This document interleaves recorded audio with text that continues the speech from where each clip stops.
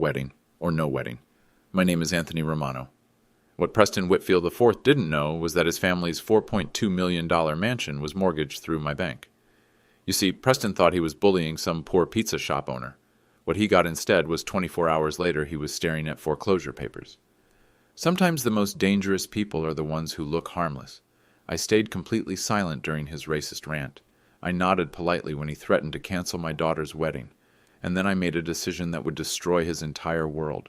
By the way, if this story sounds familiar, maybe you've dealt with entitled people who think money makes them better than everyone else, hit that subscribe button. I'd love to know where you're watching from, especially if you've ever been underestimated because of your background. Trust me, you're going to want to hear how this ends. It all started 8 months ago when my daughter Anna brought home her fiancé. Anna had been dating Preston for 8 months when she finally brought him to our house in Federal Hill. I could see the disappointment in his eyes the moment he stepped out of his BMW and saw our neighborhood. Row houses, small yards, working families. I was wearing my usual Saturday clothes, jeans and a Providence College t-shirt that had seen better days. My 1995 Honda Civic with 240,000 miles sat in the driveway next to his spotless car. "So you're Anna's father," Preston said, extending a manicured hand. His Hermes belt probably cost more than most people make in a week. "Anna tells me you work in finance?" I noticed the pause, the careful word choice. "I work at a bank, yes." Anna jumped in quickly. "Dad's being modest. He's been with the same company for 25 years. What she didn't know was that I owned that company." Preston's smile was the kind rich people give to service workers. Polite, distant. He glanced around our modest living room, taking in the worn furniture, the family photos on the mantel, the framed picture of Anna's Stanford graduation. "Stanford," he said, examining the diploma. "Impressive. Must have been quite an investment for your family." The way he said investment made it clear he thought we'd struggled to afford it. He had no idea I'd paid her full tuition, 4 years, $320,000, without touching a penny of my real assets. "Anna worked very hard," I said simply. "Of course. Merit scholarships help so much, don't they?" Anna's face reddened. She'd never told him about any scholarships because there weren't any. She thought her father had taken out loans, made sacrifices. She didn't know that Stanford's yearly tuition was less than what Romano Financial made in an hour.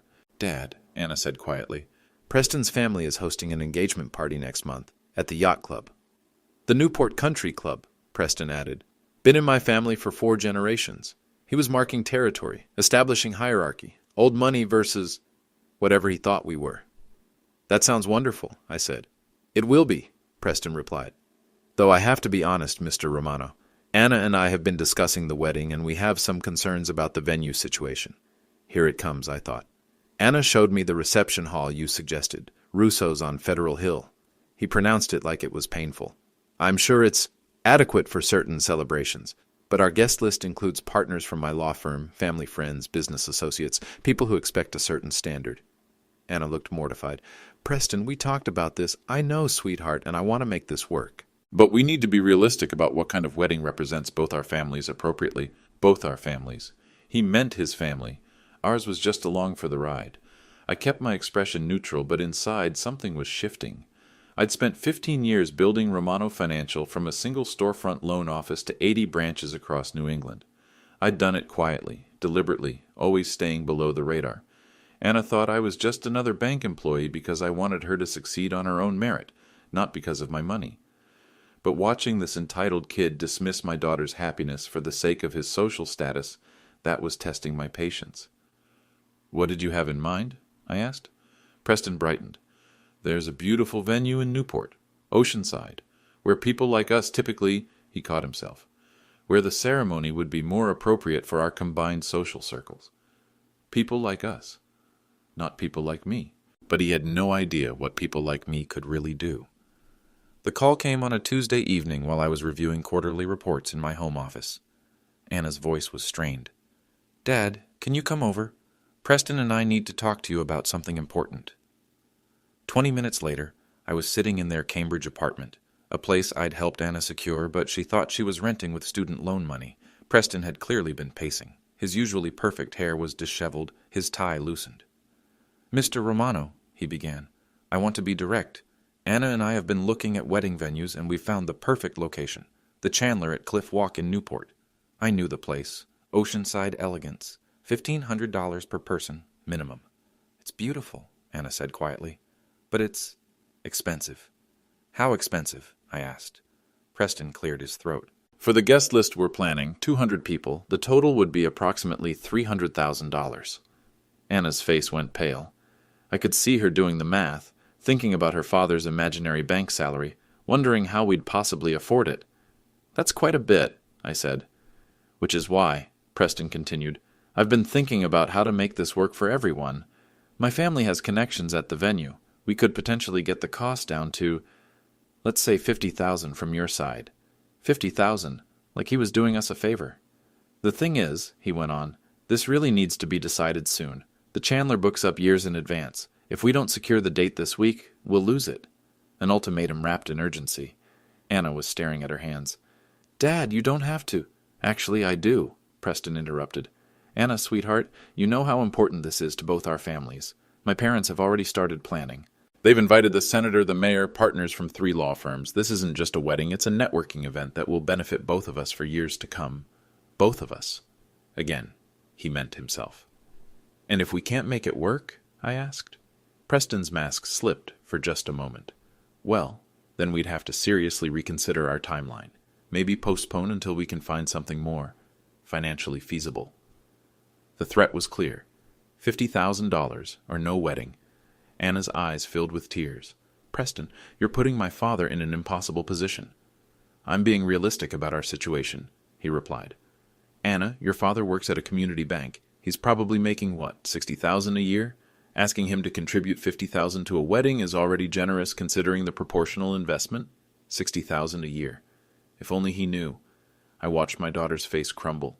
She was caught between the man she loved and the father she thought couldn't afford to give her the wedding of her dreams. What she didn't know was that $50,000 was what Romano Financial made in less than 3 hours. But more than the money, Preston had just revealed something crucial. He saw our family as beneath his. We were the charity case he was graciously allowing into his circle, as long as we paid the admission fee. I need some time to think about this, I said. Of course, Preston said quickly, but like I mentioned, we really need an answer by Friday. The Chandler won't hold the date much longer. 3 days. He was giving me 3 days to come up with money he assumed I didn't have. After I left their apartment, I sat in my Honda for a long time thinking. Anna was miserable. She was choosing between her family's financial security and her future happiness, all because Preston was too proud to have a wedding that didn't impress his country club friends. But here's what Preston didn't understand. I'd spent 25 years in banking. I'd learned to recognize certain patterns. Entitlement, arrogance, the assumption that money equals worth, and I'd also learned that information is power. That night, I called my compliance department. Not unusual for a bank president to request account reviews. By Thursday morning, I had a complete picture of the Whitfield family's financial situation, Preston's trust fund, his father's business ventures, and most interestingly, the mortgage on their family estate, the beautiful 8-bedroom colonial in Newport, the one Preston had grown up in, the one his parents used for entertaining senators and mayors. It was mortgaged through Romano Financial for $4.2 million. And according to our compliance review, there were some very interesting character clauses in that mortgage agreement. Friday afternoon came, and Preston called exactly at 5 o'clock. I was in my office at Romano Financial headquarters, having just finished reviewing the Whitfield mortgage file with my legal team. Mr. Romano, I hope you've had time to consider our conversation. I have. Great. So what's the decision on the venue contribution? I leaned back in my chair. The chair in the office Preston thought belonged to someone else entirely. Preston, I have a question for you first. Of course. You mentioned that this wedding represents both our families. I'm curious what you think my family brings to this partnership. There was a pause. Well, Anna, obviously. She's wonderful, smart, beautiful, beyond Anna. What do you think the Romano family contributes? Another pause, longer this time. I'm not sure I understand the question. You've made it clear that your family has connections, social standing, financial resources. What do you think we offer in return? I could practically hear him searching for a diplomatic answer. Every family has their own unique strengths. Unique strengths, such as, Mr. Romano, I'm not sure where this is going. I'm trying to understand why you think $50,000 is a reasonable request from a family you clearly consider financially inferior. The silence stretched. When he spoke again, his voice had an edge. I never said you were financially inferior. You said I probably make $60,000 a year. That was an estimate based on average bank employee salaries. Which bank? What? Which bank did you research for those salary estimates? It was a general... You assumed, Preston.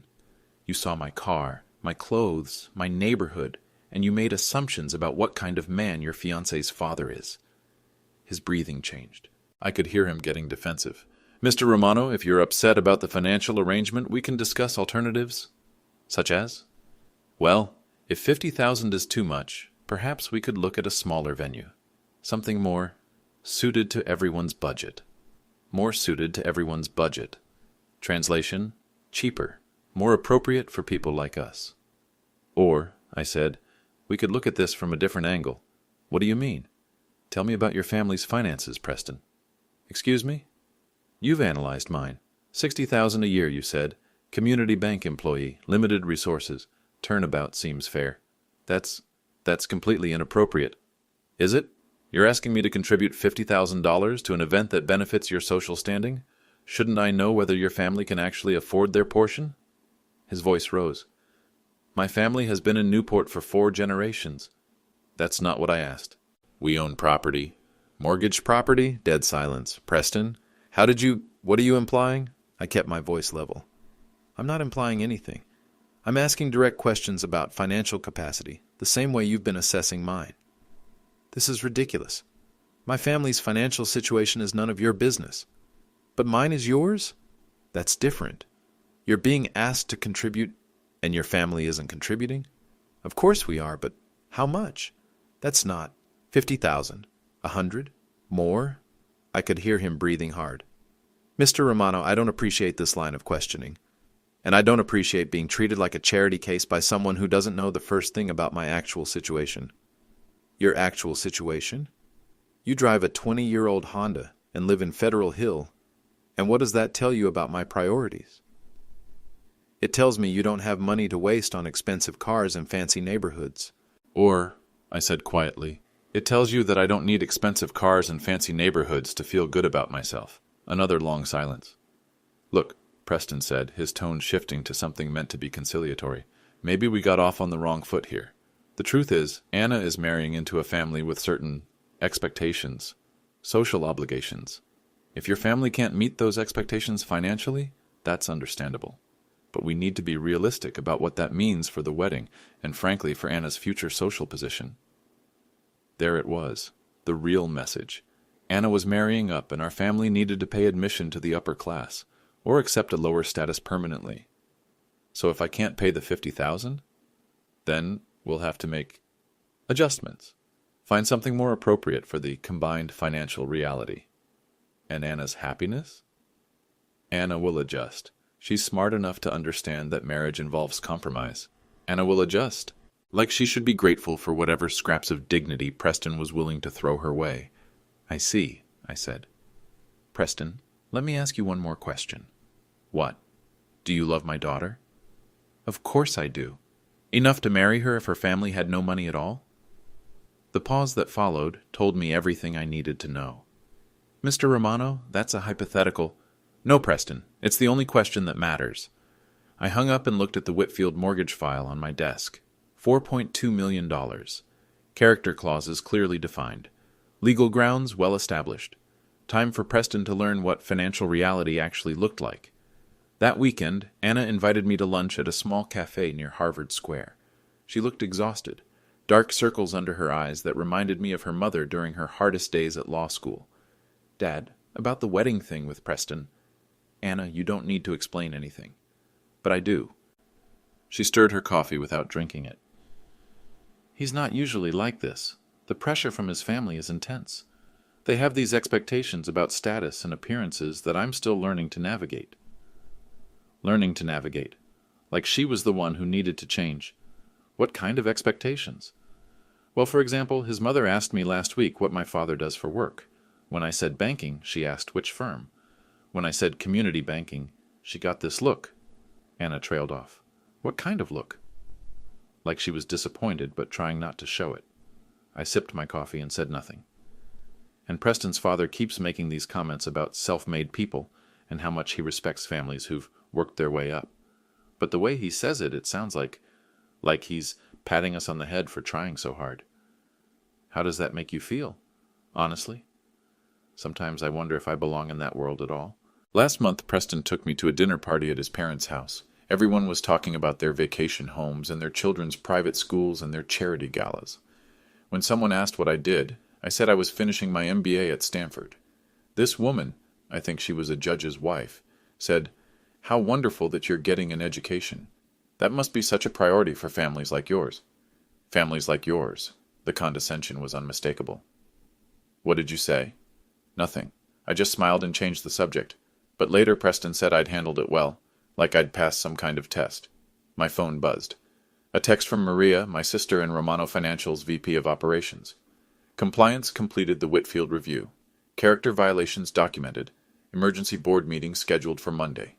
You want me to prepare the foreclosure paperwork? I typed back, yes, and prepare the trust fund freeze documentation as well. Anna noticed me checking my phone. Sorry, Dad. Work emergency? Something like that. I put the phone away. Anna, can I ask you something? Of course. Are you happy? She was quiet for a long moment. I love Preston, I do, but sometimes I feel like I'm auditioning for a role in his life instead of just living my life.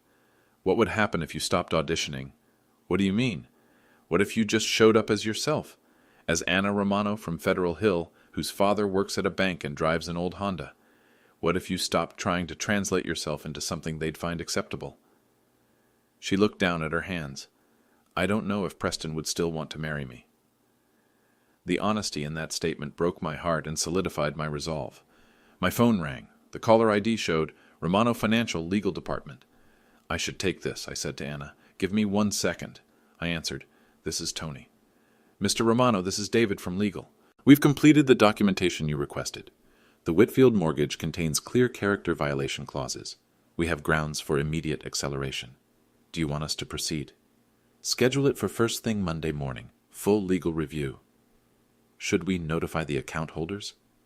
I looked at Anna, still staring at her coffee, still wondering if she was good enough for people who should be grateful she even looked in their direction. Not yet. I'll handle notifications personally. I hung up and turned back to Anna.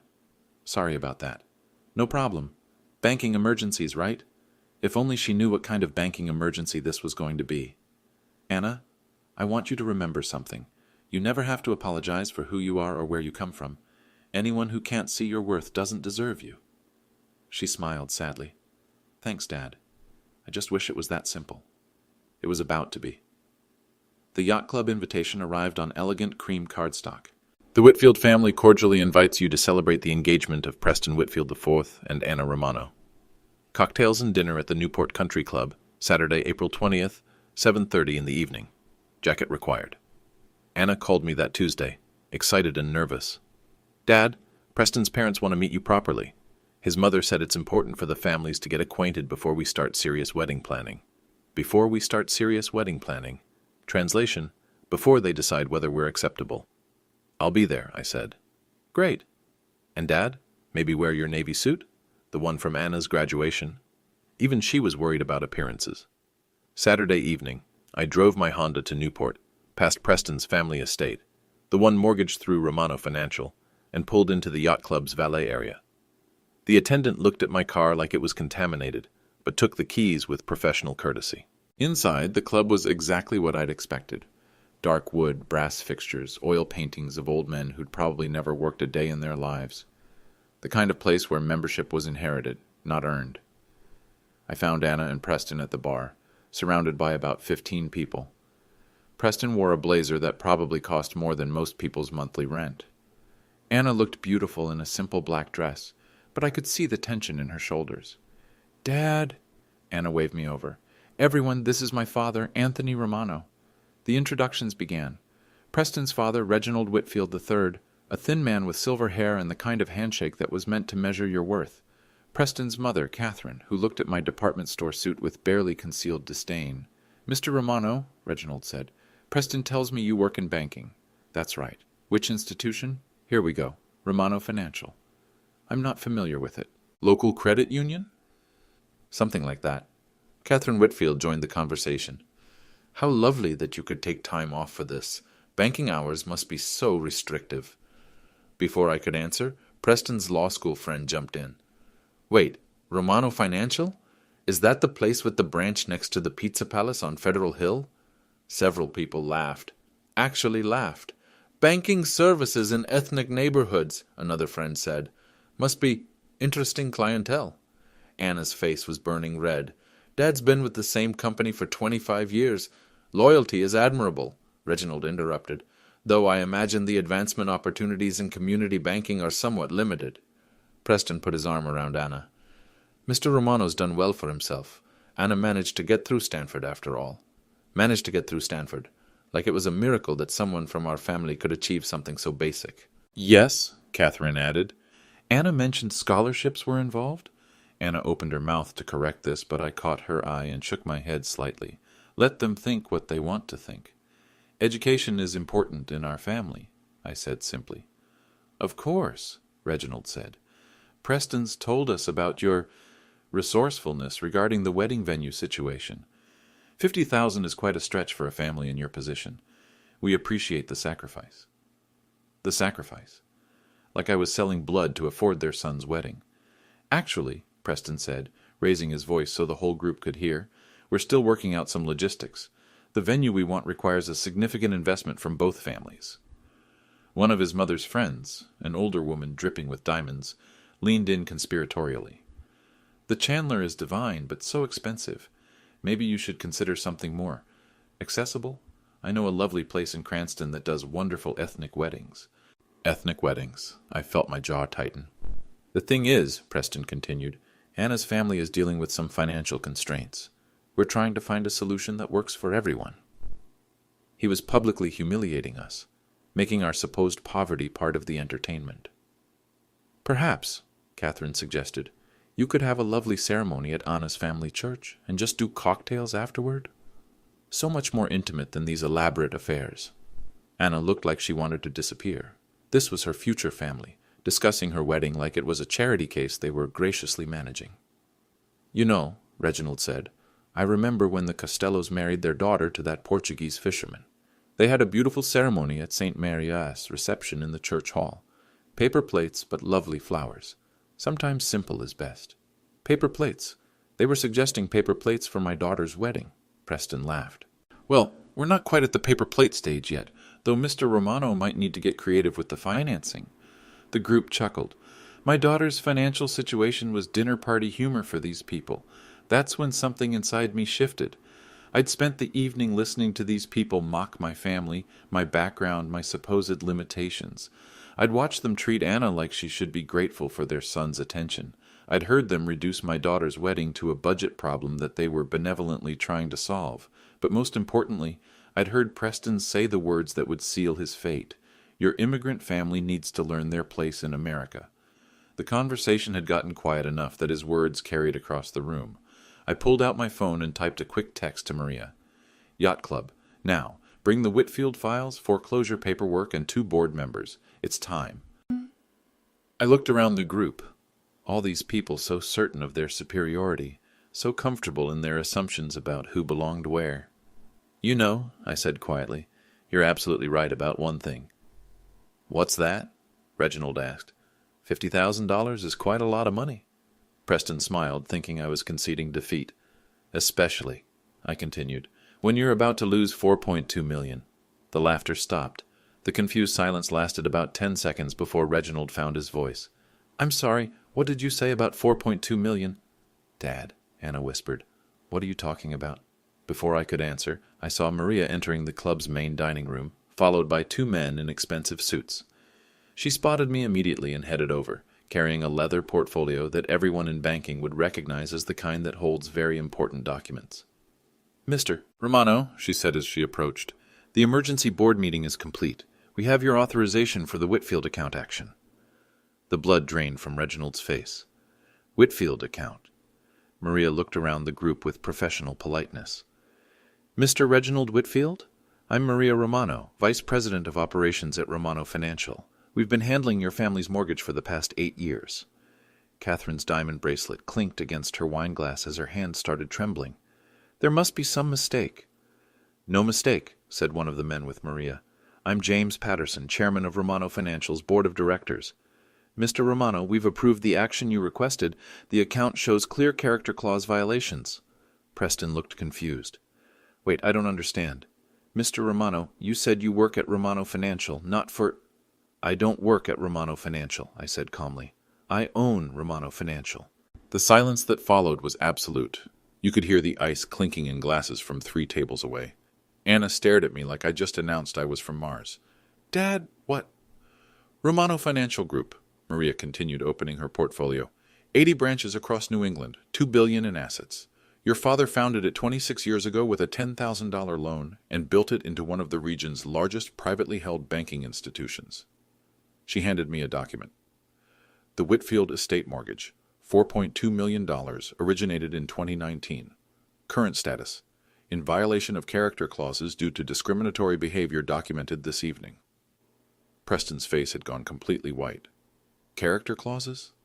Standard provision in all Romano Financial mortgage contracts, said the board chairman. Borrowers agree to maintain community standards consistent with the bank's values. Discrimination based on national origin, economic status, or ethnic background constitutes grounds for immediate loan acceleration. Reginald found his voice. This is ridiculous. You can't call a mortgage because of a social conversation.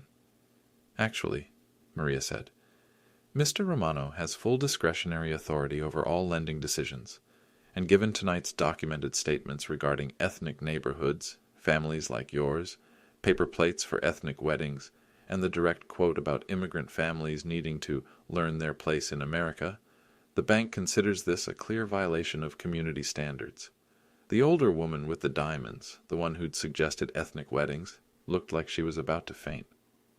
Furthermore, Maria continued, our investigation revealed that Preston Whitfield's trust fund, currently valued at approximately $600,000, is also managed through Romano Financial's private banking division. Preston made a choking sound. Which brings us to the compliance issue, said the board chairman. Trust fund management requires character verification. Mr. Whitfield's behavior raises serious questions about his fitness to manage inherited assets responsibly. Anna was staring at me with a mixture of shock, confusion, and something that might have been pride. Dad, is this real? Are you really? Anna, I said gently, your Stanford tuition was 4 years, $320,000. Paid in full, no loans. The reason I drive an old Honda isn't because I can't afford a new car. It's because I don't need a new car to know who I am. Catherine Whitfield finally spoke, her voice barely above a whisper. You've been lying to us this entire time. I haven't lied about anything. You assumed I was poor because I dress simply and drive an old car. You assumed I was powerless because I live in Federal Hill. You assumed I was beneath you because my family came from Italy instead of inheriting wealth from ancestors who never had to work for anything. But why didn't you tell us? Preston asked desperately. Because I wanted to see who you really were. I wanted to know if you loved my daughter enough to respect her family, regardless of what you thought our social status was. I gestured around the room. Instead, I watched you spend 8 months treating us like charity cases. I heard you laugh about ethnic neighborhoods and suggest paper plates for Anna's wedding. I listened to you demand $50,000 from a family you considered financially inferior. And tonight, I heard you tell me that my immigrant family needed to learn our place in America. Reginald tried to regain some composure. Mr. Romano, if there's been a misunderstanding... No misunderstanding, I said. You showed me exactly who you are, all of you, and now I'm showing you who I am. Maria handed me another document. Loan acceleration notice, 24-hour demand for full payment, $4.2 million due Monday at 5 p.m. Legal grounds, character clause violations as documented by bank officers present this evening. You can't do this, Catherine said, panic creeping into her voice. Mrs. Whitfield, said the board chairman, your family signed the mortgage agreement. Character clauses are clearly defined. Your son's behavior tonight, demanding money from families he considers inferior, making disparaging comments about ethnic communities, treating potential in-laws with contempt based on perceived economic status, violates multiple provisions. Preston turned to Anna desperately. Anna, you can't let him do this. We're getting married. Are we? Anna asked quietly. Because 5 minutes ago, you were entertaining your friends by talking about how my family couldn't afford to give me a proper wedding. You told them my immigrant family needed to learn our place in America. That was just what, Preston? For the first time in 8 months, I saw my daughter's backbone, the strength that got her through Stanford, the Romano steel that I'd always known was there.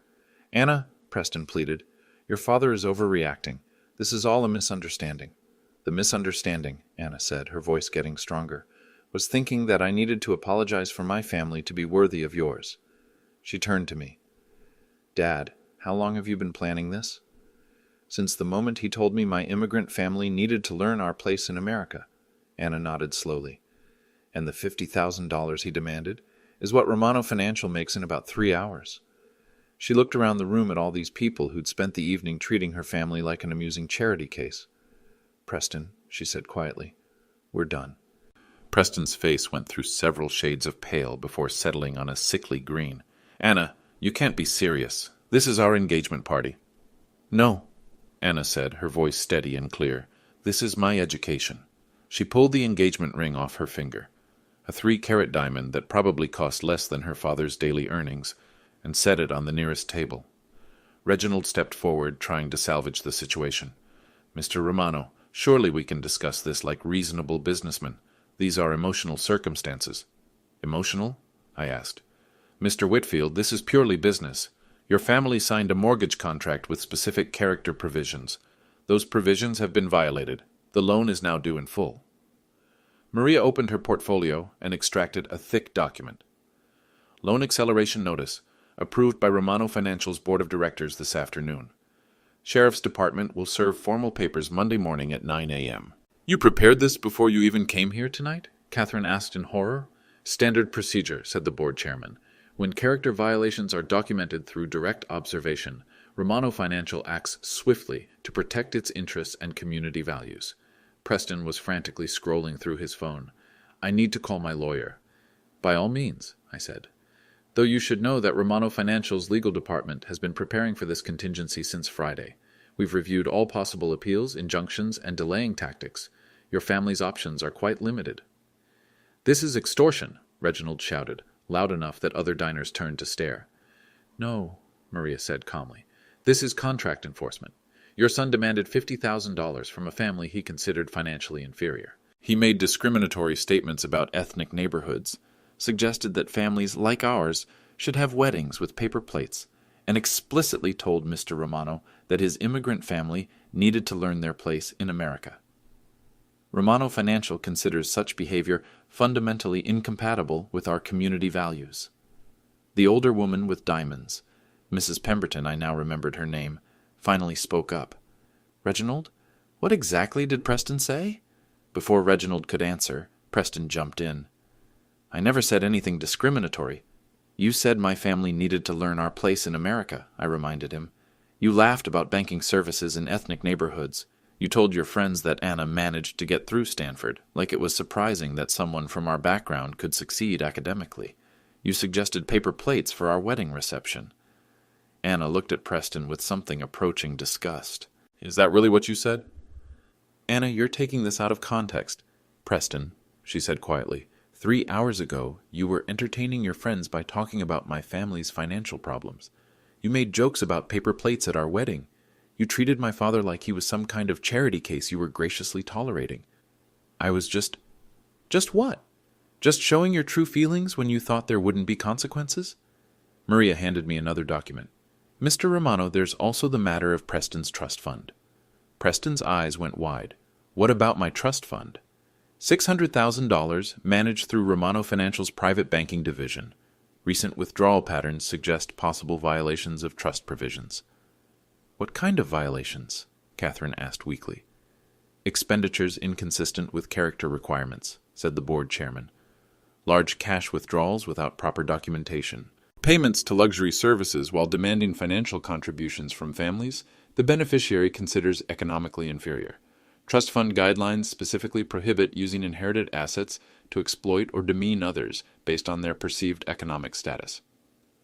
Preston's phone slipped from his hands and clattered on the marble floor. You're freezing my trust fund? Pending character review, Maria confirmed. Standard procedure when beneficiary behavior raises questions about fitness to manage inherited wealth responsibly. The silence in the room was deafening. Other yacht club members had stopped pretending not to watch. The Whitfield family's public humiliation was now entertainment for their entire social circle. "How long?" Reginald asked, his voice hollow. "How long for what?" I asked. "The foreclosure process. How long do we have?" 24 hours to produce $4.2 million in certified funds, Maria said. "After that, the property enters immediate foreclosure proceedings." "That's impossible," Catherine whispered. "We don't have that kind of liquid capital." "Perhaps," I suggested, "you could ask your friends here for a loan. I'm sure they'd be happy to help, given how much they've enjoyed discussing our family's financial situation tonight." The looks that passed between the yacht club members made it clear that no help would be forthcoming. These people were vultures, not friends. They'd enjoyed watching the Whitfields mock a poor immigrant family, but they had no interest in actually helping when the tables turned. Preston made one last desperate attempt. "Mr. Romano, this is about Anna and me. Don't let your hurt feelings destroy our future." "My hurt feelings?" I looked at him with genuine curiosity. "Preston, this isn't about hurt feelings. This is about character. You spent 8 months showing me yours. Now I'm showing you mine." Anna stepped closer to me. "Dad, what happens to their house?" "Standard foreclosure process," Maria explained. "Public auction. Proceeds go to satisfy the outstanding loan balance." "And if it sells for more than they owe?" "They keep the difference. If it sells for less, they remain liable for the shortfall." Reginald's face crumpled. "That house has been in my family for 4 generations." "And my family has been in America for 1 generation," I replied. "The difference is we built something instead of just inheriting it." Preston turned to Anna one more time. "Anna, please, we can work this out. Your father is being unreasonable." "No, Preston, he's being a father. Something you might understand if you'd ever respected the concept." She took my arm. "Dad, I think we should go." As we walked toward the exit, I heard Catherine Whitfield's voice behind us, shrill with panic. "Reginald, call the bank president. Call someone who can fix this." I turned back briefly. "Mrs. Whitfield, I am the bank president." The last thing I saw was Preston on his knees, frantically trying to gather the pieces of his shattered phone from the marble floor. The next morning, I was reading the Providence Journal with my coffee when Anna knocked on my door. She looked like she hadn't slept much, but there was something different in her eyes. Clearer, stronger. "Dad, we need to talk." We sat in my kitchen, the modest kitchen in the modest house that had apparently fooled an entire family of supposed sophisticates. "Why didn't you tell me?" she asked. "About Romano Financial, about the money, about everything." I poured her coffee and thought about my answer. "Do you remember when you were applying to colleges, and I told you that you'd have to earn your way through scholarships and hard work?" "Yes, and I did. I worked my ass off." She stopped. "Wait, did I?" "You worked exactly as hard as I said you'd have to. You earned every grade, every achievement, every opportunity. The only difference is that I paid the bills instead of making you take loans." "But why lie about it?" "Because I wanted you to become Anna Romano, not Anthony Romano's daughter. I wanted you to know that you could succeed based on your own merit, not because Daddy wrote checks." She was quiet for a moment. "And Preston?" "Preston was a test you didn't know you were taking. I needed to see if he loved you enough to respect you regardless of what he thought your family's status was. He failed.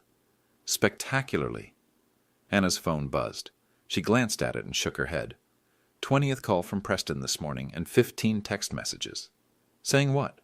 That he's sorry, that he didn't mean it, that his family is in crisis and he needs my help to fix this. How do you feel about that? She was quiet for a long moment, like I dodged a bullet. "Dad, last night when I was lying awake, I kept thinking about the last 8 months. Every time Preston introduced me to his friends, he'd apologize for something. My clothes, my car, my job plans. He was constantly managing other people's perception of me, like I was a project he was trying to fix. And now I realized that the problem was never me. It was him and them." She looked around our kitchen. "This house isn't a step down from the Whitfield estate, is it? It's a choice you made. Every choice I've made for 26 years has been about building something real instead of just displaying wealth. Your mother and I decided that family mattered more than status." Anna smiled for the first time in weeks. "Mom would have loved this, wouldn't she? Watching you take down those snobs. Your mother would have done it herself and probably with more style. My phone rang. Maria. Tony, you need to see the news. I turned on the television. Channel 10 News was running a story about the Whitfield foreclosure. The reporter was standing in front of their Newport estate with a foreclosure notice sign clearly visible on the front lawn. The Whitfield family, longtime members of Newport's social elite, facing foreclosure on their historic family estate after what sources describe as discriminatory behavior violating their mortgage agreement with Romano Financial Group. Anna stared at the screen. It's really happening. The story continued. Preston Whitfield IV, an associate at the law firm Pemberton and Associates, has reportedly been dismissed from his position following what the firm calls conduct incompatible with professional standards. The Whitfield family has declined to comment, but sources close to the situation describe discriminatory statements made during a social gathering at the Newport Country Club. They fired him? Anna asked. My phone buzzed with a text from Maria. Pemberton and Associates called this morning. They don't want any association with the situation. Also, 5 other Newport families have requested meetings about refinancing their mortgages through Romano Financial. Word spreads fast in small communities. I showed Anna the text. Other families want to switch to your bank? Apparently, some people are impressed by an institution that stands by its values. The news story was still running. Romano Financial Group, founded by Italian immigrant Anthony Romano, has become one of New England's largest privately held banking institutions. The company's motto, building communities, not just wealth, appears to be more than just marketing. Anna looked at me with something approaching awe. Dad, how big is Romano Financial really? 80 branches, 2,000 employees, about $2 billion in assets. $2 billion? We started with $10,000 and a belief that every family deserves respect regardless of where they came from or what they drive. Her phone buzzed again. This time she answered. Hello, Preston. I could hear his voice through the phone, desperate and pleading. Preston, stop, Anna said firmly. What happened last night wasn't some misunderstanding that we can fix with an apology. You showed me who you really are when you thought there wouldn't be consequences. More desperate pleading. No, Preston, I don't want to meet for coffee. I don't want to work this out, and I definitely don't want to help you convince my father to reverse the foreclosure. A pause. Because you spent 8 months treating my family like we should be grateful for your attention. You made jokes about our background. You demanded money from people you thought were poor. You told my father that our immigrant family needed to learn our place in America. You don't get to apologize your way out of that. She hung up and immediately blocked his number. How does it feel? I asked. Scary, but also free? Like I don't have to pretend to be someone else anymore. My phone rang again. This time it was Judge Patricia Gonzalez, an old family friend. Tony, I just heard about the Whitfield situation. Is Anna okay? She's fine, Patricia. Better than fine. Good. Because I wanted you to know. 4 people called me this morning asking about your character. Apparently, some folks in Newport are trying to build a case that you acted improperly. And I told them exactly what I've known for 25 years. Anthony Romano is a man who keeps his word, honors his commitments, and doesn't tolerate disrespect toward his family or community. The Whitfields got exactly what they deserved. After I hung up, Anna looked at me with a question in her eyes. What happens now, Dad? Now? Now you get to be Anna Romano. No apologies. No explanations, just you? The news was still playing. The reporter had moved to downtown Providence, standing in front of Romano Financial headquarters. The immigrant success story that built an empire while staying true to its values. For Channel 10 News, this is Sarah Mitchell reporting. Anna squeezed my hand. I'm proud to be your daughter. 3 weeks later, Anna and I were having dinner at Russo's on Federal Hill, the same restaurant Preston had dismissed as inadequate for their wedding. The owner, Sal Russo, had insisted on preparing something special when he heard about Anna's engagement ending. Your daughter deserves better, he'd said simply, and any man who doesn't see that isn't worth the marinara sauce on his shoes. Anna was laughing more than she had in months. The stress lines around her eyes were gone. She looked like herself again. Dad, I have something to tell you. What's that? I got a call today from the Italian American Business Association. They want me to speak at their scholarship banquet next month about succeeding in business without compromising your values. That's wonderful. They also mentioned something about a $2 million scholarship fund that Romano Financial just established for first-generation college students. I smiled. Education is important in our family. You did that because of what happened with Preston, didn't you? I did it because every kid who works as hard as you did deserves the same opportunities, regardless of what neighborhood they come from or what their parents drive. Anna reached across the table and squeezed my hand. I'm proud to be your daughter, not because of the money, because of who you are. And I'm proud of the woman you've become. You stood up for yourself when it mattered. That took courage. I learned from the best. My phone buzzed with a news alert. The Whitfield estate had sold at auction that morning. A tech entrepreneur from Boston had bought it for $3.8 million. After legal fees and auction costs, the Whitfields would walk away with almost nothing. I showed Anna the notification. Do you feel bad for them? She asked. I feel bad that they chose arrogance over character, but I don't regret the consequences. Some lessons can only be learned the hard way. Anna nodded. Preston called one more time yesterday, from his parents' lawyer's office. What did he want? To apologize, to say he understood now that his behavior was wrong, to ask if there was any way. And what did you tell him? I told him that understanding you were wrong isn't the same as being right, and that some mistakes can't be fixed with apologies. Anna raised her wineglass. To new boundaries. To new boundaries, I agreed.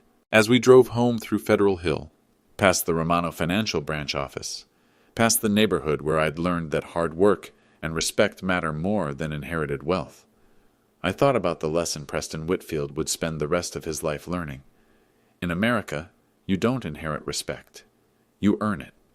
And if you're watching this, tell me in the comments, have you ever been underestimated because of your background?